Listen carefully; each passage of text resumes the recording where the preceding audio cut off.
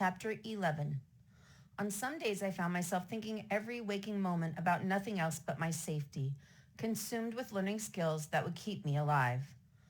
When would someone get the best of me, and how could I head them off? By October 11th, I had made myself ill with what appeared to be flu. That Friday, I stayed home from Central and snuggled down into my bed where it was safe. I was well aware that my illness was more sadness and exhaustion than flu. I knew I had to get myself together because the next day I was supposed to meet with some of the 8 others and some hardcore segregationist student leaders for a discussion that might lead to an understanding. To ensure my speedy recovery, Grandma came after me with castor oil. I protested, but I knew it was no use. It's too bad you have to miss a day of school, Mother Lois fluffed my pillows and tightened the sheet at the bottom of my bed. Dressed in her tan gabardine teaching suit with black blouse, she was off to school. Let's hope you'll be well enough to attend tomorrow. I knew very well I would have to force myself to attend. It would be the first time ever that segregationist student leaders would be coming to talk to us integrating students in a reasonably safe place where we all could speak our minds. It was sponsored by a Norwegian reporter, Mrs. Joram Ricketts, who had set it up with Ernie, Minnie Jean, and me, and the group spotlighted as staunch troublemakers. Sammy Dean Parker, Kay Bacon, and their crowd. Sammy Dean Parker had been seen in the newspaper embracing Governor Faubus as she thanked him for keeping us out of school. People referred to the meeting as a possible turning point, a time of coming together. I had thought about nothing else for several days. I even dreamed that we would go to the meeting and afterward things would calm down considerably at school. It was that hope that made me drag myself out of bed on Saturday morning and head for the parish hall at St. Andrew's Cathedral. Upon arrival, I learned the meeting would be recorded by the National Broadcasting Company for future use on a network radio show. I hoped that wouldn't change our being able to speak our minds. The meeting room was a stark white setting with mahogany straight-back chairs. It was the kind of place that could well inspire a deep, honest talk that might help us get along with one another. Mrs. Ricketts, a woman of medium stature with blonde hair pulled to the nape of her neck, began asking questions. Joseph Fox, labeled a central moderate because he didn't violently oppose our presence, said, I laid the whole blame for this thing in Governor Faubus's lap. We wouldn't have had nearly so much trouble if he hadn't called out the National Guard. That's not so. I think our governor's trying to protect all of us, said Sammy Dean Parker. He said we'd have to integrate, but he has to prepare us. Ernie said all we want is an education, to be able to go to school and back home safely. When Mrs. Ricketts asked why some of the white children objected to going to school with us, Sammy Dean replied, well, it's racial. Marrying each other. School isn't a marriage bureau, Ernie said. We don't have to socialize, I said. Kay Bacon said she had heard rumors that we wanted to rule over them. I don't think you know much about our people. I don't think you ever tried to find out, Minnie Jean said. Kay admitted she hadn't tried to understand much about us until that meeting.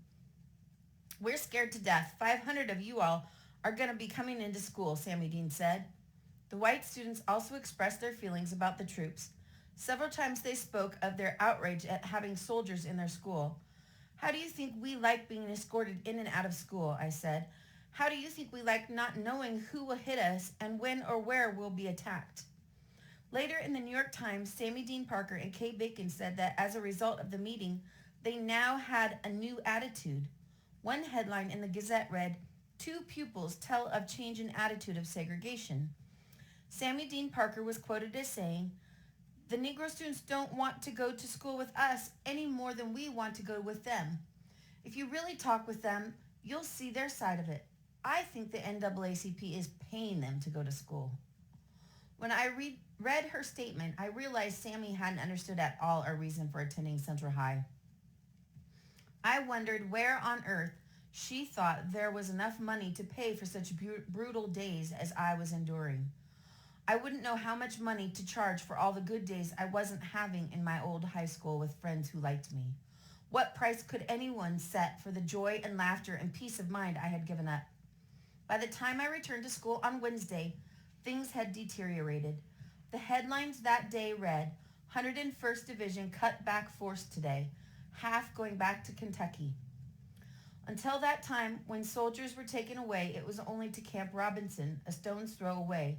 The announcement of their departure to Kentucky gave segregationists reasons to celebrate. It was evident in the students who bragged about their renewed hope of getting rid of us.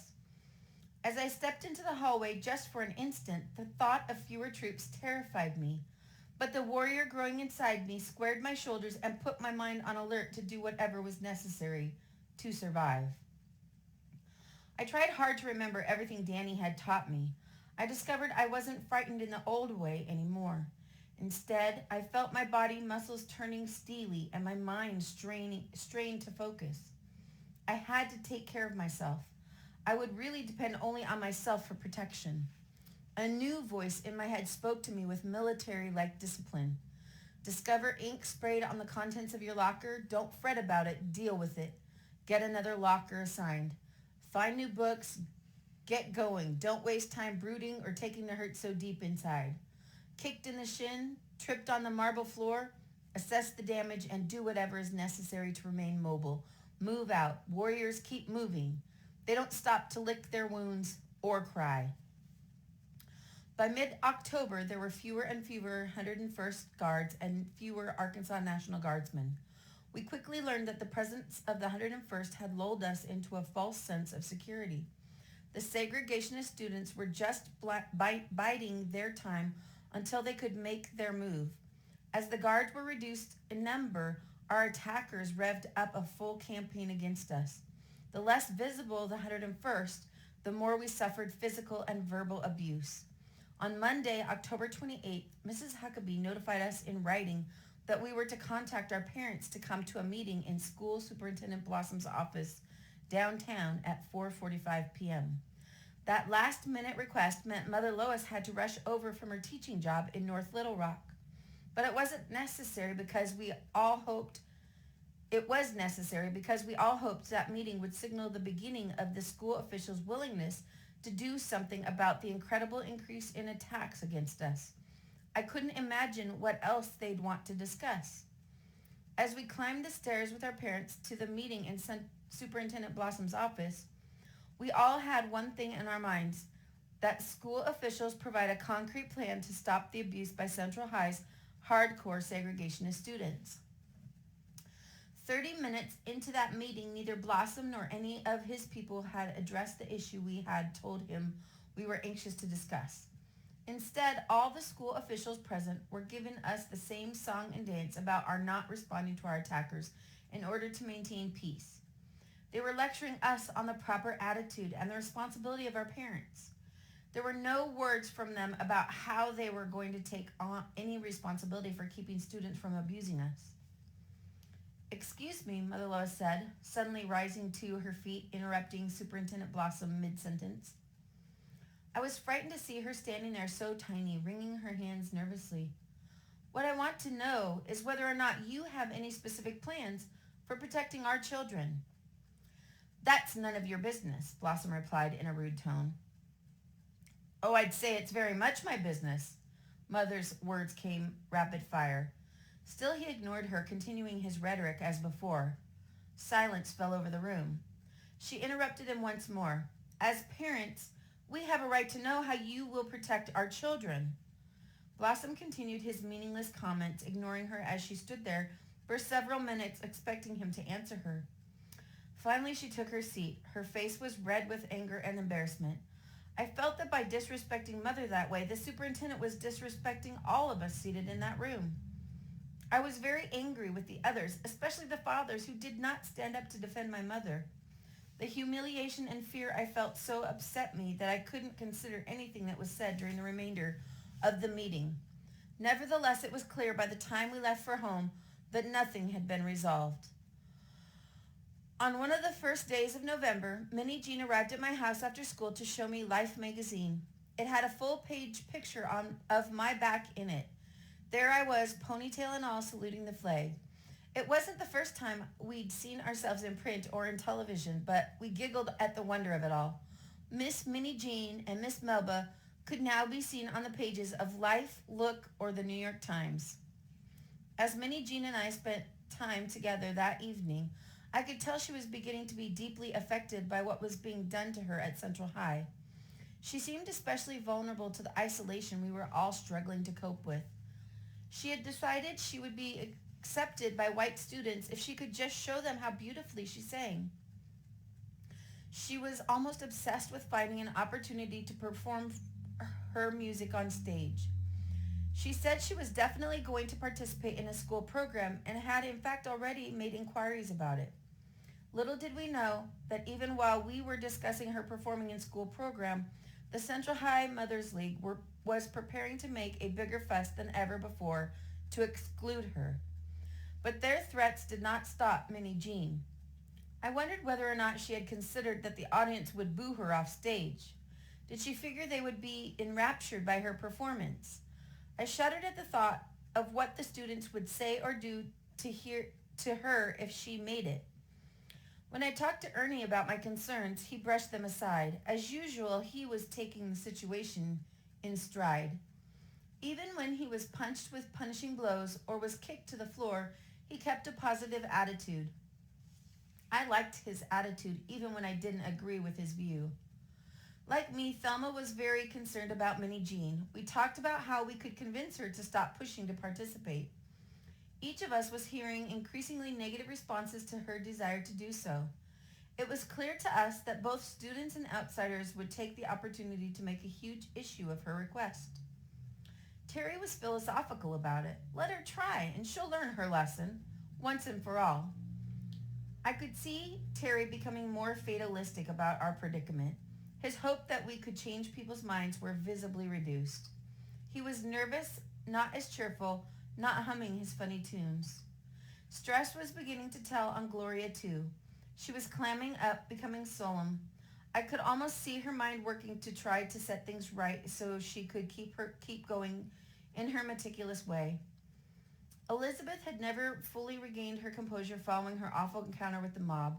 Continued harassment was also taking its toll on her. She reacted by becoming silent and withdrawn. When I discussed Minnie Jean's predicament with Elizabeth, she appeared alarmed and agreed that we ought not attract unnecessary attention to ourselves. Carlotta strained to keep smiling, although she often took a lot of heat, especially in gym class. She tried to make the best of it, as did Jeff. Like the two other boys, Jeff was taking a lot of brutal physical punishment. He was quick on his feet, but he often got trapped in gym class or in corners of the hall where he was kicked and punched. Whenever we compared notes, we all agreed the students' attitudes had become polarized. We felt it would be best for Minnie Jean to back off, but none of us could talk her out of it. She was adamant. The more we pleaded, the more determined she seemed to become. Only during fleeting moments did I allow myself to have fantasies of what it might be like to sing with the chorus or perform in the Thanksgiving program. My hopes of being a part of normal activities had long since faded. I refused to set myself up for disappointment. I simply wanted to make it through the year alive and uninjured. I resigned myself to devoting all my energy to that goal. I was surprised when I was invited to speak to the students who attended chapel, a fairly safe corner of the school. It had been the one place where I had found brief moments of peace on those days when I arrived early enough to go there. I agonized over the invitation, but finally Grandma made it easy for me. This is your opportunity to witness. But what if they throw things? In the house of the Lord, surely not. These white folks aren't heathens.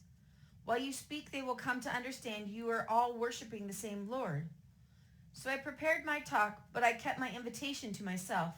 I didn't want to hurt Minnie Jean's feelings, even the heroic effort she was making to convince school officials to allow her to sing on stage. It was our tradition each year to sort through our toys and clothing at Thanksgiving and give away all the things we didn't need or use, as well as two things dear to us that we would especially like to keep. Conrad, have you gotten that train boxed yet? Not yet, Grandma. When, Conrad? Mother said as she dried the dinner dishes and handed them to me to put away. She and Grandma had been trying all day to get Conrad to see things their way. Melba's giving away her favorite blouse, Grandma said, and she's donating her favorite cord skirt and a pair of shoes. She glanced at Conrad to see whether or not her prodding was affecting his stingy attitude. Melba likes suffering and doing without. That's why she goes to Central. But why do I have to? Where did you get a notion like that about your sister?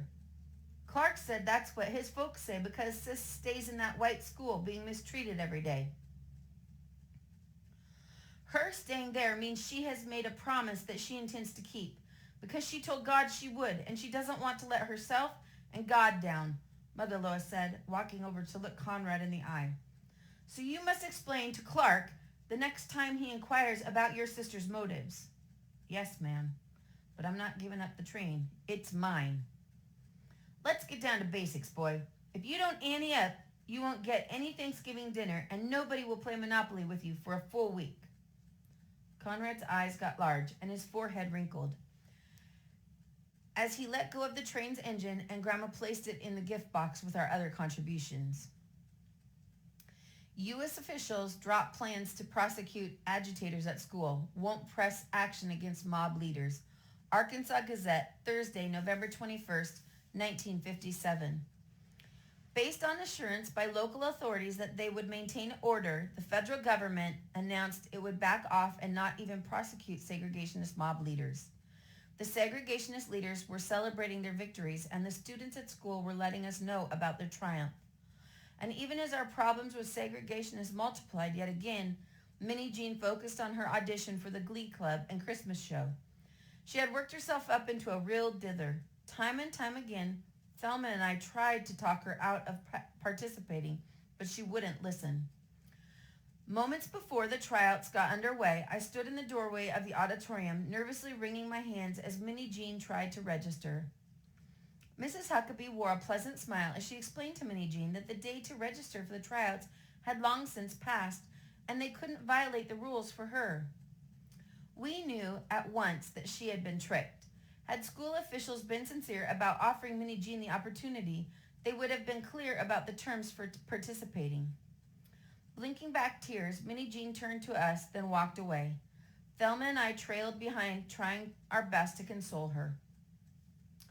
On Monday, November 25th, I prepared myself to speak to 250 students gathered for Central High's early morning chapel service. As I walked toward the front of the room and faced those white students all staring at me, my knees felt weak and the back of my neck was tight. I stood at the podium in a room filled with people who didn't relish my speaking to them. Taking a deep breath, I began the talk I had practiced in front of the mirror and in front of Grandma and Mama. The light from the window at the back of the room was my focus. Mother Lois had said never to look any single member of the audience in the eye when you're speaking. At first I garbled some of the words, and then as I remembered Grandma India's advice, I calmed down. She had said, "God's speaking. You're merely the instrument he chooses at this time. God is a wonderful speaker, so you have absolutely nothing to be nervous about." I didn't speak about integration or say things about us or them. I just talked about God and how he cares for each of us. At first I could tell by the students' expressions that they didn't like what I was saying.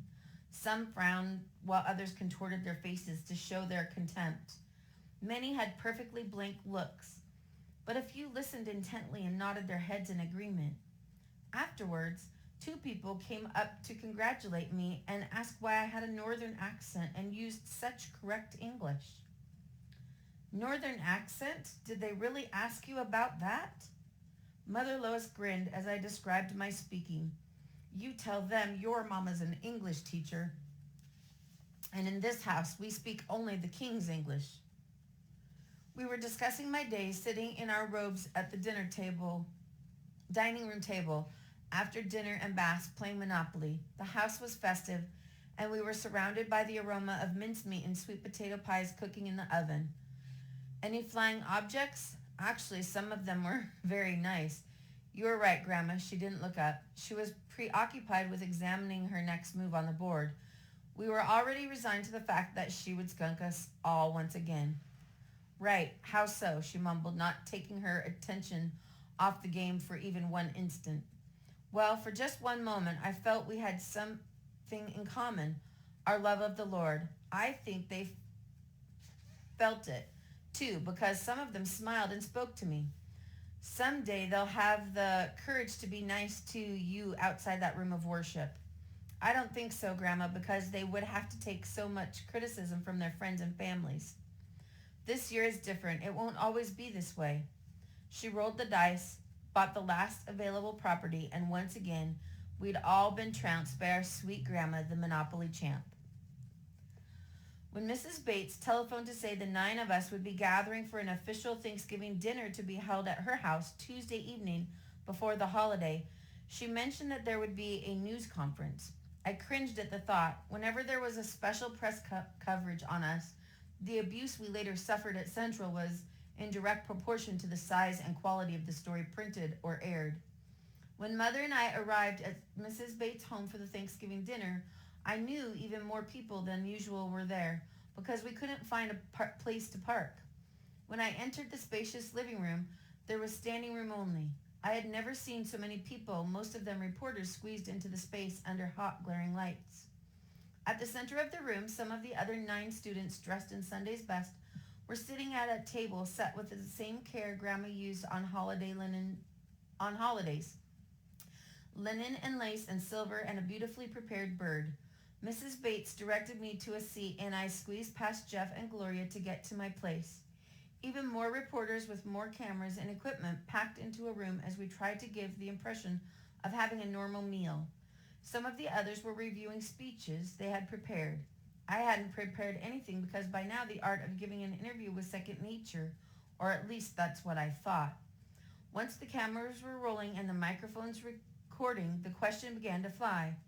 When Mrs. Bates asked, "Do you kids want white meat or dark meat?" I spoke without thinking. "This is an integrated turkey." The annoyed expression on her face matched the one on Mother's, letting me know that maybe I should have prepared a speech.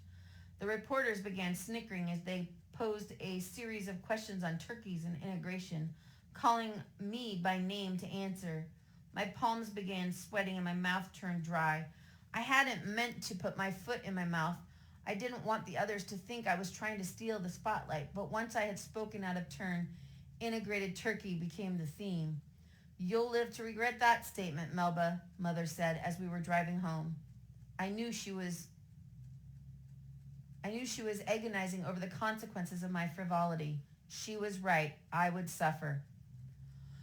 There came a day just before Thanksgiving break when Danny broke the rules again and came close up to talk to me. He wouldn't say whether or not he was leaving for good, but he behaved in a strange way, saying over and over again, "Take care of yourself, you hear me? Don't bend over to pick up any books or walk in dark corners." He winked and smiled as he backed away, giving me a military salute.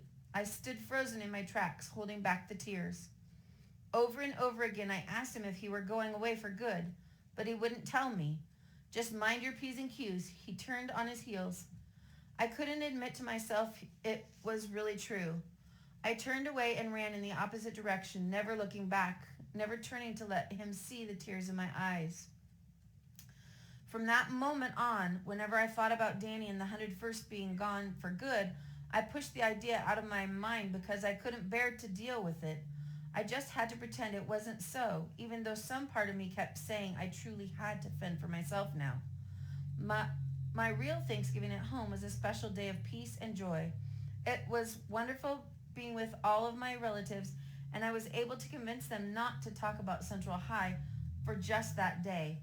I felt normal, and I hoped that my life could be that way soon. I came face to face with reality later that evening as I read the Gazette headline, "Last of 225 GIs leave school. Arkansas National Guard in charge." Thanksgiving night, I wrote in my diary, "Danny and the others have truly gone. He didn't even say goodbye. I will always remember this man. How could I forget his name? I will never know if he only behaved that kindly because he was a great soldier or a good person or both. It doesn't matter. He was wonderful. I want to remember the names of the other nice 101st soldiers as well. Jody, Marty, Mex, and Goggles. I wish Danny had told me he was leaving forever, although I don't know how I could have thanked him in words. I might have cried and he wouldn't have liked that. I never thought I would have tears in my eyes over some white man. I don't think I'll ever see him again. Thank you, Danny."